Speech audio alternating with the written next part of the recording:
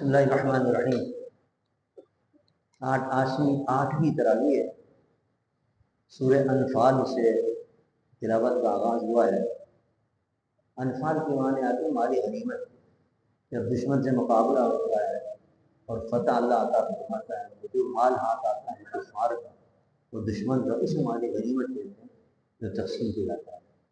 اس بارے میں اصل میں کچھ اختلاف ہو گیا تھا کہ کس طرح تقسیم کیا جائے۔ کسی نے کہا ہمیں کم دیا، کسی نے کہا زیادہ دیا، تو پھر اللہ نے فرما دیا کہ اس کا مالک اللہ کا رسول ہے، وہ جس طرح اس کو تقسیم کرے، پھر انہوں نے اس کو برابر تقسیم فرما دیا۔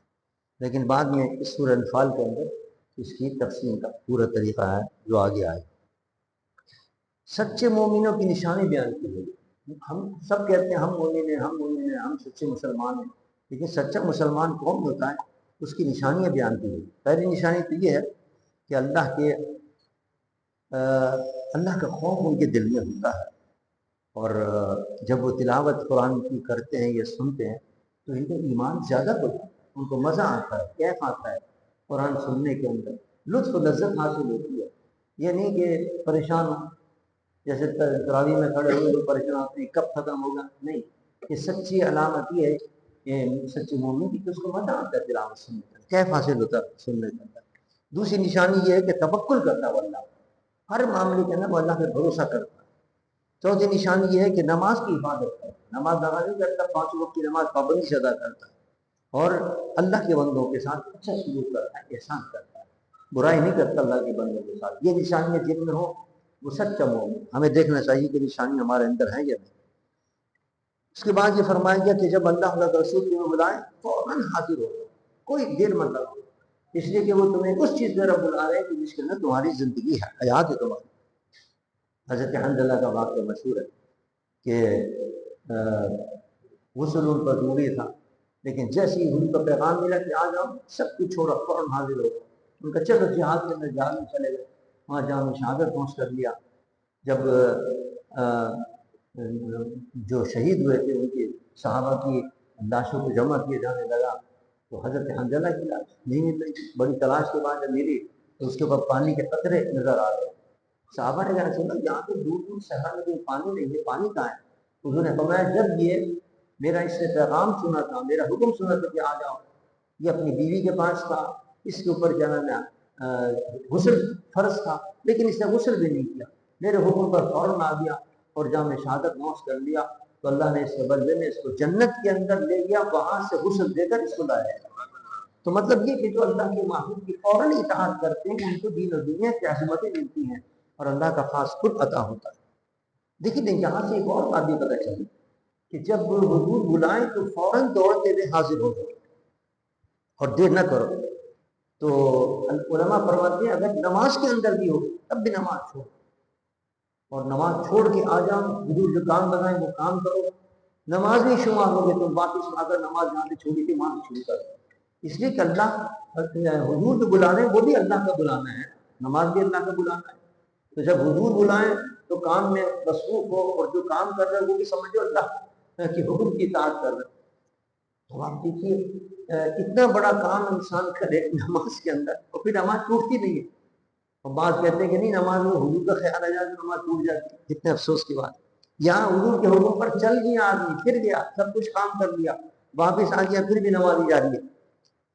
اس کے بعد فرمایا کہ یہ حضور جو تمہیں بلاتے ہیں وہ ایسی چیز ہے اس میں زندگی ہے، یعنی جہاد کی طرف حضور نے بلایا، تو جہاد کے اندر تو موت ہے، حالانکہ موت نہیں ہے، انسان کی زندگی ہے اس کے اندر۔ جب انسان جانے دیتے ہیں اللہ کی راہ کے اندر تو پھر اللہ عزت عطا فرماتا ہے، عظمت عطا فرماتا ہے، طاقت اور قوت مسلمانوں کو عطا فرماتا ہے، پھر دشمن کو ہمت نہیں ہوتی کہ وہ حملہ کرے اور تہس نہس کرے۔ چند نفوس کی قربانی سے اور شہادت سے پوری حیات قوم کو ملتی ہے، انسان کو پوری حیات ملتی ہے۔ اب دیکھیں کتنے اسرائیل ظلم ڈھارا ہے، اور کئی 1 لاکھ کے قریب وہ لوگ کیا نام ہے غزہ کے اندر شہید کر چکا ہے، اور بڑھتا چلا جا رہا ہے، بڑھتا چلا جا رہا ہے۔ کیوں؟ اس لیے کہ ہم جہاد نہیں کریں۔ اگر جہاد کریں تو 1 لاکھ یا صرف 1000-2000 کے اندر ہی اللہ تبارک و تعالیٰ اتنی عزت عطا فرمائے گا کہ اس کی ہمت نہیں ہوگی ہمت کرنے۔ اس کے بعد فرمایا کہ جہاد میں جب تم جاؤ تو تمہیں کامیابی کیسے ملے گی؟ جہاد کے اندر بھی کامیابی کے راز اللہ بتا رہا ہے کہ اس کا راز یہ ہے کہ ایک تو ثابت قدم رہنا، یہ نہیں کہ ڈر کے پیچھے ہٹ جاؤ، صاحب یہ تو بہت بڑی طاقت ہے، کیا مقابلہ ہے، آؤ میدان کے اندر ثابت قدمی کے ساتھ ان کا مقابلہ کرو، اللہ کی مدد پہنچے گی۔ اور اللہ کو یاد کرو، اللہ کا ذکر کرتے رہو اس کے اندر، اللہ کو مت بھول جانا اس کے اندر۔ پھر دوسرا یہ کہ اللہ کے حکم پر چلو، جو بھی اللہ کے احکامات ہیں اس کے اوپر آپس میں جھگڑا نہ کرو، ورنہ مزید ہو جاؤ گے اور تمہاری ہوا اکھڑ جائے گی۔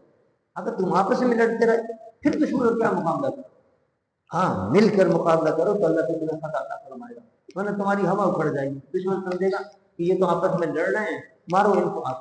آج دیکھیے دنیا میں یہی ہو رہا ہے کہ جناب ایران کو لڑا دیا عراق سے، سعودی عرب کو ایران سے لڑا دیا، کہیں شام سے لڑا دیا، کہیں کیا نام ہے یمن سے لڑا دیا، یمن کے اندر لڑائی ہو رہی ہے شیعہ سنی کی، کہیں جناب شام کے اندر شیعہ سنی کی لڑائی کرا دی، اور آپس میں لڑانے کے بعد اسی طرح یہاں پاکستان میں کر رہے ہیں، اب پاکستان کو لڑوا رہے ہیں کیا نام ہے افغانستان سے، تاکہ یہ کمزور ہو جائیں اور ہم آرام سے آگے ایران کا قبضہ کریں۔ یہ تمام اللہ فرماتا تمہاری ہوا اکھڑ جائے گی اگر تم آپس میں لڑتے رہے، مل کر مضبوط ہو جاؤ اور پھر حملہ کرو تو دنیا کی کوئی طاقت تمہیں نہیں روک سکتی فتح سے، اور تمہیں کوئی مغلوب نہیں کر سکتی، اللہ تمہیں فتح عطا فرمائے۔ یہ راز بتائیں اللہ نے کامیابی۔ پھر فرمائے کہ اے ایمان والو خیانت نہ کرو، نہ اللہ سے خیانت کرو نہ آپس میں خیانت کرو، یہ بدترین جرم ہے یہ۔ اب دیکھیے نا پاکستان کے اندر جو خیانت ہو رہی ہے، کرپشن ہو رہی ہے، مال قوم کا خیانت نہیں تو کیا ہے، اتنی بڑی خیانت ہو رہی ہے۔ کل میں پڑھ رہا تھا کہ 30 ارب روزانہ خیانت ہوتی ہے، 30 ارب روپے کی کرپشن ہوتی ہے پاکستان کے، یہ 30 ارب روپے روزانہ جب جا رہے ہیں تو قوم کو کیا ملے گا، ملک کو کیا ملے گا، ملک کا تو بیڑا غرق ہو۔ اللہ نے فرمایا دیکھو خیانت نہ کرنا، اگر خیانت نہ کریں قوم کا پیسہ قوم پہ لگائیں، ایک دوسرے کی خیانت نہ کریں، اسے نقصان آ گیا، ایک دوسرے کے ساتھ بھی خیانت نہ کریں، کسی کا پیسہ رکھ لیا، کسی کا مال رکھ لیا، کسی کی زمین رکھ لی، نہیں ایسے نہیں کرنا چاہیے، یہ سب خیانت ہے اس کے اندر اور اللہ تعالیٰ ناراض ہوتا ہے۔ اس کے بعد فرمایا کہ مال غنیمت کے پھر مزید احکامات دیا، پہلے تو فرما دیا کہ نہیں اللہ کا رسول جس طرح تقسیم کرے انہوں نے برابر تقسیم فرما دیا، لیکن اب احکام دیے جا رہے ہیں۔ فرمایا کہ 5 حصے کرو مال غنیمت کے، 5 حصوں میں سے جو 4 حصے ہیں وہ تو جو جہاد کرنے والے غازی ہیں ان کے اندر تقسیم کر دو، اور جو باقی جو بچے 5واں حصہ اس کے اندر حصہ ہے کیا نام ہے حضور کے قرابت داروں کا، یتیموں کا، مسکینوں کا اور مسافروں کا، ان کو کیا نام ہے تقسیم کر دیا جائے۔ اس کے بعد فرمایا کہ جنگ بدر کا ذکر کیا جا رہا ہے کہ دیکھو جنگ بدر کے اندر تمہاری تعداد کتنی تھوڑی، 313 تھے، اور کہاں آپ کافروں کی تعداد 1000 کے قریب، اسلحہ بھی ان کے پاس تھا، اسلحہ بھی تمہارا بھائی اتنا نہیں تھا، ٹوٹا پھوٹا تھا، لیکن پھر بھی اللہ تعالیٰ نے تمہیں عطا فرما دی اور دشمن پر تمہیں غلبہ عطا فرما دیا۔ اور یعنی جب وہ مسلمان کفار کے مقابلے میں آ رہے تھے، مسلمان جب کفار کے مقابلے میں گئے تو اللہ نے ان کو دکھا دیا کہ تو تھوڑے سے حالانکہ بہت تھے، یعنی یہ بھی ایک اللہ کی طرف سے مدد آئی ہے کہ ان کے اوپر رعب نہیں طاری ہونے دیا کیا نام ہے مسلمانوں پر کفار کا، اگر مسلمانوں کو کفار کا رعب آ جاتی تو مقابلے میں نہیں آتے۔ کیسے کیسے اللہ کے کرم ہوتے ہیں۔ فرمایا کہ لیکن دیکھو بعض لوگوں نے کہا کہ نہیں، جب دیکھا کہ بہت لوگ ہیں تو بعضوں نے کہا ہم واپس چلے، حضور پہ ناگوار گزرا، حضور نے جب اللہ نے وعدہ کیا ہے ہم مقابلہ کریں گے، اللہ ہمیں فتح عطا فرمائے اور ہم پیچھے نہیں ہٹیں گے۔ پھر حضور نے پوچھا بھی اپنے صحابہ سے کہ واقعی بہت سے صحابی کہیں ایسے تو نہیں ہے کہ پیچھے ہٹ رہے ہوں، ڈر رہے ہوں، تو صحابہ نے کہا یا نہیں یا رسول اللہ، بالخصوص انصار صحابہ نے کہا یا رسول اللہ اگر آپ سمندر میں کودنے کے لیے کہیں گے تو ہم آج بن کر کے سمندر میں کود جائیں، اس کا نام ایمان، کہ حضور پر ایسا ایمان ہو کہ جو حضور نے حکم دے دیا اس میں انسان یہ نہیں دیکھے کہ اس میں نقصان کیا ہے فائدہ کیا ہے، بس آ جائے میدان کے اندر اللہ کی مدد پہنچ۔ ہم یہ دیکھتے رہتے ہیں کہ اگر جنگ کریں گے تو نقصان ہوگا، اگر یہ کام کریں گے تو نقصان ہوگا، اسلام کے اس حکم پر عمل کریں گے تو نقصان ہوگا، لیکن اس آیت میں بتا دیا کہ نہیں، جنگ بدر میں جس طرح صحابہ نے اپنی وفاداری دکھائی ہے اسی طرح تم بھی اپنی وفاداری دکھاؤ۔ اس کے بعد فرمایا گیا کہ کفار کہتے ہیں ہم پر عذاب کیوں نہیں آتا اگر ہم کیا نام ہے حق پر نہیں ہے تو، اور ہم کیا نام ہے غلط کام کر رہے ہیں، عذاب کیوں نہیں آتا؟ اللہ نے فرمایا میرا معبود تمہارے درمیان موجود ہے، اور یہ رحمت اللہ عالمین بن گیا ہے، اس کی وجہ سے عذاب نہیں دے رہا ہوں، ورنہ پتہ نہیں اس سے پہلے کتنی قومیں میں نے تباہ کر دی. اور جب تک مسلمان، اللہ فرماتا ہے کہ سب پار کرتے رہیں گے، ان پر عذاب نہیں آئے گا مسلمانوں پر. اور کافروں کو بھی میں نے اسی بتا رکھا. دیکھیں کتنا ظلم کر رہے ہیں، کیا نام ہے، غزہ کے اندر مسلمانوں کے اندر، کشمیر کے اندر کتنا ہندوستان ظلم کر رہا ہے. لیکن اللہ نے فرمایا کہ میرا معبود تجھے موجود ہے، آخرت میں اسے نہیں دوں گا، ابھی عذاب نہیں دے رہا. ہمیں کہا گیا کہ تم آؤ ان کے مقابلے میں تمہاری مدد کروں، ہاں دشمن کو نیست و نابود کرو، لیکن ہم ڈرے بیٹھے ہیں سارے. اللہ فرمائے کہ لیکن اللہ نے فرمایا دیکھو دشمن کی جب مقابلے نہ ہو تو تیاری بھی کرو. یہ بھی نہ ہو کہ اللہ پہ بھروسہ کرنے بیٹھ جاؤ کہ اللہ نے کہہ دیا بس ہم آ رہے ہیں، نہ اسلحہ پاس ہے نہ کوئی تیاری ہے. نہیں، اللہ فرماتا ہے عدوا لهم الاسلحہ، جتنی تمہاری قوت ہے اس کے مطابق تیاری کرو. کیا نام ہے، گھوڑے تیار کرو. گھوڑے سے مراد یہ ہے کہ سواریاں، اب اس زمانے کی سواریاں، طیارے ہیں، بڑے بڑے کیا نام ہے جہاز ہیں، اور جیٹ طیارے ہیں، اور ٹینک ہیں. اس تو وہ کہ ڈرون سے آج تو سارا ڈرون بھی ہوتا ہے. یہ جو فرمائے یہ تیاریاں رکھو اپنی تیاری. ایٹم بم ہم نے الحمدللہ پاکستان نے بنایا. یہ سب اللہ کے حکم پر ہے کہ تیاری کرو تاکہ تمہارے دشمن پر خوف پڑے.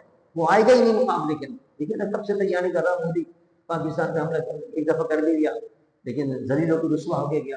کیوں نہیں کر رہا وہ حملہ، کیوں پیچھے ہٹتا ہے؟ ٹھیک ہے، ہمارے پاس تو ایٹم بم موجود ہے. اور اللہ نے فرمایا تم ہو تاکہ تم خوف زدہ کرو، رعب ڈالو دشمن کے اوپر، اس لیے ہتھیار کی تیاری کرو. تو یہ بھی حکم ہے کہ کیا تیاری کرو. پھر ہتھیار میں بھروسے بھی مت کرو، پھر اللہ پہ بھروسہ کر کے آؤ، پھر اللہ کی مدد ہوگی. کتنے بڑا سامنے ہتھیار کیوں نہ ہو. اس کے بعد دلوائے کہ پھر جو پیچھے ہٹ رہے ہیں کہ صاحب وہ تو بہت بڑی طاقت ہے ان کے پاس زیادہ، ان کو پھر کیا نام ہے رغبت دلائی گئی. اور اللہ نے اپنے وعدہ کیا، فرمایا یہ نہ سمجھنا اگر تم 100 ہو گے وہ 200 ہوں گے تو اللہ تمہیں فتح عطا فرمائے. تم 1000 ہو گے وہ 2000 ہوں گے دشمن تو بھی اللہ تعالیٰ تمہیں فتح عطا فرمائے. یعنی دگنے. اگر دگنی بھی تو تم سے طاقت ہے تو گھبراؤ مت. ابھی کہتے ہیں صاحب ہندوستان کی بہت بڑی طاقت ہے، بہت بڑا ہندوستان ہے، فوج بھی اس کی بہت زیادہ ہے، اسلحہ بھی جمع زیادہ ہے. یہاں اللہ نے پہلے سے تمہیں بشارت دے دی ہے کہ اگر دگنا بھی طاقت رکھنے والا ہو تمہارے سے، اس سے بھی فکر مت کرنا، اللہ تمہیں فتح عطا فرمائے. ٹھیک ہے، یہاں تو ایٹم بم نہیں موجود، ڈرتے ہم مقابلے میں آتے. اس کے بعد پھر سورہ توبہ کے اندر مسلمانوں کا ذکر ہے، ان کی توبہ کا قبولیت کا ذکر ہے کہ اس کے بعد کہ ان کی مشرکین کے لیے کہا جا رہا ہے کہ مشرکین سے بیزاری کا اعلان کیا، اور اعلان کیا گیا کہ انہوں نے چونکہ عہد شکنی کیے لہذا ان سے جتنے معاہدے تھے وہ سب ختم ہیں، اور ان سے اعلان برات کر دو. بالکل کوئی اب ان سے رابطہ نہ کرے بالکل. اور جو ہمارا معاہدہ تب ختم ہو گیا، اب جنگ ہوگی ان سے. کیونکہ جب معاہدہ ہوگا تو جنگ بند تھی، لیکن جب معاہدہ ان کی خلاف ورزی کی انہوں نے تو اب ان سے جنگ ہو گیا، مقابلہ ان سے. اس کے بعد فرمایا کہ مساجد جو آباد کرتے، کون آباد کرتے ہیں مساجد کو؟ اس سے تعمیر سے مراد، آبادی سے مراد دونوں قسم کی آبادی ہے کہ مسجد کو بنانے کے بعد پھر اس کے اندر نمازیں پڑھنا. اللہ فرماتا ہے وہ لوگ مسجد بناتے ہیں، مسجدوں کو آباد کرتے ہیں جو اللہ پر، اللہ کے رسول پر اور آخرت پہ ایمان رکھتے ہیں، نمازیں قائم کرتے ہیں، اللہ سے ڈرنے والے لوگ ہیں. تو یہ بڑی بشارت ہے ان لوگ کے لیے جو مسجدوں کی تعمیر کرتے ہیں، مسجدوں کی تعمیر میں حصہ لیتے ہیں، مسجدوں کے اندر آ کے نمازیں پڑھتے ہیں. ان کے لیے خوشخبری ہے کہ اللہ تعالیٰ نے ان کو یہ گارنٹی دے دی ہے کہ یہ وہ لوگ ہیں ایمان رکھنے والے، تو انشاءاللہ ان کا خاتمہ ایمان پر ہوگا. اس کے بعد فرمایا کہ یہ بڑی اہم قرآن کی آیت ہے جس میں حضور کی محبت جو ہے اس کو بڑا لازمی قرار دیا. اور کتنا لازمی قرار دیا، فرمایا کہ محبت بھی چھوٹی موٹی نہیں ہونی چاہیے. اپنے باپ سے، ماں سے، اپنی اولاد سے، اپنے رشتہ داروں سے، اپنے مال سے، اپنے تجارت سے، اپنے گھر بار سے، کوٹھی بنگلوں سے، سب سے زیادہ حضور سے محبت ہونی چاہیے، اور جہاد سے محبت ہونی چاہیے. اگر تمہاری محبت میں کمی رہ گئی تو فتربصوا، اللہ کہتا ہے پھر انتظار کرو اللہ کا عذاب آئے. یعنی اللہ کے عذاب سے بچنا چاہتے ہو تو اپنے محبوب کی محبت کامل دل کے اندر پیدا کرو. کتنی اہمیت ہے حضور کی محبت کی، اور کیا نام ہے جہاد کی اہمیت بیان کیا. اس کے بعد فرمایا کہ مشرک نجیس ہے، آج کے بعد مسجد حرام کے پاس وہ نہ آئے. چنانچہ اس دن سے پابندی لگ گئی کہ حرم کے حدود کے اندر مشرک جو ہے وہ داخل نہیں ہو سکتے. جب آپ جائیں گے مکہ معظمہ کے اندر کہیں کھاؤ کہ غیر مسلموں کے لیے داخلہ منع ہے. اب کوئی صاحب بتا رہے تھے تو انہوں نے ختم کر دیا ہے، بڑے آرام سے جناب وہ یہودی بھی آ رہے ہیں، عیسائی بھی آ رہے ہیں، بس اسلام کے احکامات کے خلاف ہے، ان کو منع ہے، وہ نہیں آ سکتے۔ پھر مسلمانوں کو ڈر ہوا کہ جب ان کو منع کر دیا گیا تو یہ تو نہ آیا کرتے تھے مکے کے اندر، تجارت ہوتی ان سے، تجارت ہم کیسے ہوگی؟ اللہ نے فرمایا یہ تو نجس ہیں، ان کو ہم نے روک دیا، لیکن فکر مت کرو، اللہ تمہیں بہت رزق عطا فرمائے، وہ رزق دینے والا ہے۔ اب دیکھیے کوئی کمی نہیں ہے مکہ معظمہ کے اندر، اللہ تعالیٰ نے برسات کی ہے رزق کی۔ اس کے بعد فرمایا کہ ہم دین محمدی کو پورا کریں گے، اور کافر کتنا ہی برا ان کو لگے لیکن یہ دین محمدی پورا ہو کر رہتا، واقعی پورا ہوا۔ اس وجہ اللہ نے عزت عظمت عطا فرمائی، کہاں سے کہاں پہنچ گئی کیا نام اسلام کی جو سرحدیں وہ۔ اور یہ بھی اس کے اندر ایک مادہ ہے کہ ایک وقت آئے گا انشاءاللہ پوری دنیا کے اندر اسلام کا بول بالا ہوگا۔ حضرت عیسیٰ علیہ السلام تشریف لائیں گے اور وہ صلیب کو توڑیں گے اور کیا نام ہے اعلان کریں گے کہ میں بھی حضور اکرم صلی اللہ علیہ وسلم کا امتی ہوں اور اسلام کا پرچم لہرا رہا ہے پوری دنیا کے اندر، اسلام کے سوا کچھ نہیں ہے، یہ اس کی طرف بھی اشارہ ہے۔ سونے چاندی کی زکات کے متعلق بڑی سخت وحی دلائی گئی کہ کسی کے پاس سونا چاندی ہے، ایسے دولت ہے، اور اگر وہ ان کی زکات ادا نہیں کرتا تو قیامت کے دن یہ سونا چاندی آگ میں تپا کر اس کے پہلوؤں میں، اس کے پشت پہ اور اس کی پیشانی کو دھاگا چڑھا۔ تو یہ بڑی سخت سزا ہے، یہ جن کے پاس کیا نام مال دولت ہے، یہ رمضان کا مہینہ ہے، فوری طور پر زکات ادا کرے۔ غار ثور کا ذکر کیا جا رہا ہے کہ کیسے اللہ نے کرم فرمایا کہ جب سر کے اوپر آ گیا تھا دشمن اور حضرت ابو بکر نے کہا اگر اپنے پاؤں کی طرف دیکھیں گے تو ہم نظر پڑ جائیں گے، تو حضور نے فرمایا لا تحزن ان اللہ معنا۔ تو اللہ تبارک و تعالیٰ فرماتا ہے یقول لصاحبہ، حضور نے اپنے صاحب کو کہا، حضرت ابو بکر کو اللہ نے صاحب کہا ہے، جس کا مطلب یہ ہے کہ حضرت صدیق ایسے صحابی ہیں کہ جن کی صحابیت قرآن سے ثابت ہے، لہٰذا اگر کوئی معاذ اللہ حضرت صدیق کو صحابی نہیں مانے گا تو قرآن کا انکار کرے گا۔ یعنی کسی بھی صحابی کو قرآن میں اللہ نے صاحب نہیں کہا، صرف واحد حضرت ابو بکر صدیق ہے جن کو اللہ نے قرآن میں صاحب کہا ہے، صحابی کا لقب دیا ہے ان کو، لہٰذا ان کی صحابیت کا کوئی انکار نہیں کر سکتا۔ اگر کوئی انکار کرے گا تو اسلام قرآن کا انکار کرنے والا۔ منافقین مذاق کیا کرتے تھے حضور کا، حضور کی توہین کیا کرتے تھے، تو اللہ نے فرمایا کہ ان کے لیے اب کوئی معافی نہیں ہے، اور اگر یہ 70 بار بھی استغفار کریں گے تو اللہ ان کو معاف نہیں کرے گا۔ اور اپنے محبوب کو منع کر دیا، محبوب ان کے لیے آپ دعا نہ کریں، ان کی جنازہ بھی نہ پڑھیں، ان کے قبر بھی نہ جانا، اس لیے کہ جہاں آپ چلے جاتے ہیں جب آپ دعا کرتے ہیں تو مجھے دعا آپ کے قبول کرنی پڑتی ہے، اور آپ کی دعا کو میں رد نہیں کرتا، میں آپ کی دعا میں قبول کر لیتا ہوں، آپ میرے محبوب ہیں، ان کو دعا کریں گے تو میں کیسے ان کو معاف کر دوں؟ یہ تو آپ کے دشمن ہیں، آپ کی بے قدری کرتے ہیں، آپ کی گستاخی کرتے ہیں۔ لہٰذا اللہ نے اپنے محبوب کو منع کر دیا، اپنے محبوب کی عظمت ظاہر کرنے کے لیے، حضور کی شان ظاہر کرنے کے لیے کہ جو حضور کا دشمن ہے اور جو حضور کی بے قدری کرنے والا ہے اس کو اللہ معاف نہیں کر سکے اس وقت۔ اور حضور کو اسی لیے منع فرمایا کہ حضور اگر دعا کریں گے تو اللہ پھر کیسے حضور کی دعا کو رد کرے گا، اس لیے فرمایا کہ محبوب آپ دعا ہی نہ کریں اس لیے، حتیٰ کہ ان کی قبر میں بھی نہ جائیں آپ۔ اس سے یہ بھی پتہ چلا کہ دشمن یہ جو کافر ہیں ان کی قبر میں نہیں جانا چاہیے، مسلمان کی قبر میں جانا چاہیے۔ اللہ نے جو منع کیا وہ تو منافق کی قبر پہ جانے کے لیے منع کیا ہے، کافروں منافقوں کی قبر کو مشرکوں کی قبر پہ جانے کے لیے منع کیا۔ اس سے پتہ چلا کہ مسلمانوں کی بالخصوص اولیاء کرام کی قبور پہ جانا ثواب ہے، بلکہ اللہ کی رحمت نازل ہے۔ اللهم صل على سيدنا محمد وعلى آل سيدنا ومولانا محمد وبارك وسلم۔ ربنا تقبل منا إنك أنت السميع العليم وتب علينا إنك أنت التواب الرحيم۔ يا رب بالمصطفى بلغ مقاصدنا واغفر لنا ما مضى يا واسع الكرم۔ إن الله وملائكته يصلون على النبي يا أيها الذين آمنوا صلوا عليه وسلموا تسليما۔ اللهم صل على سيدنا مولانا محمد وعلى سيدنا مولانا محمد وبارك وسلم۔ سبحان ربك رب العزة عما يصفون وسلام على المرسلين، الحمد لله۔